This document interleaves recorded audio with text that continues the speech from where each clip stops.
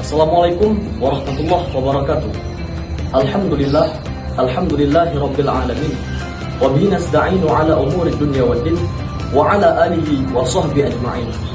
Allahumma salli wa sallim wa barik ala sayyidina Muhammadin wa ala alihi wa sahbihi ajma'in. Puji syukur kita panjatkan kehadirat Allah Subhanahu wa taala, yang mana oleh Allah yang telah memberikan kita nikmat iman dan nikmat Islam, dan Allah telah memberikan nikmat sehat badan dan sehat pikiran, sehingga kita semua dapat menjalankan ibadah puasa di bulan suci Ramadan yang penuh keberkahan ini. Salawat dan salam kita selalu sajikan kepada pangkuan alam Nabi besar Muhammad SAW, yang telah membawa kita dari alam kebodohan kepada alam yang penuh ilmu pengetahuan. Hadirin sahabat Brimob yang dirahmati oleh Allah Subhanahu wa taala. Bulan puasa merupakan bulan yang penuh dengan keberkahan, bulan yang penuh dengan rahmat dan penuh dengan keistimewaan. Allah Subhanahu wa taala berfirman dalam Quran surah Al-Baqarah ayat 183 yang berbunyi, A'udzu billahi minasy syaithanir rajim. Bismillahirrahmanirrahim.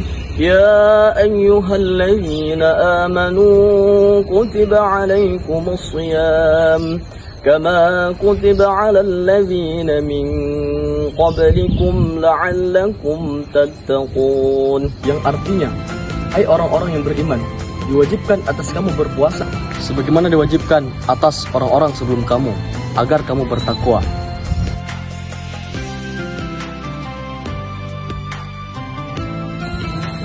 Hadirin sahabat Brimob yang dirahmati oleh Allah Subhanahu wa taala.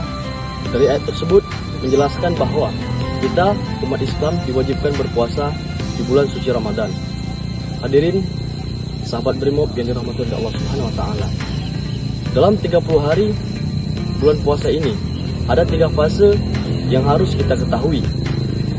Fase yang pertama yaitu 10 hari pertama di bulan puasa, yaitu fase yang penuh dengan rahmat. Fase yang kedua yaitu fase 10 hari kedua di bulan puasa, yaitu fase yang penuh dengan pengampunan.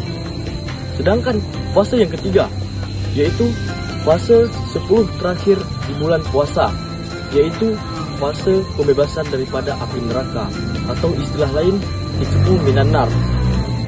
Sahabat Brimob yang dirahmati oleh Allah Subhanahu wa taala, maka dari itu manfaatkanlah bulan Ramadan ini dengan menjalankan ibadah-ibadah yang diperintahkan oleh Allah Subhanahu wa taala dengan penuh semangat dan keikhlasan, sehingga kita dapat meningkatkan syukur kita kepada Allah Subhanahu wa taala.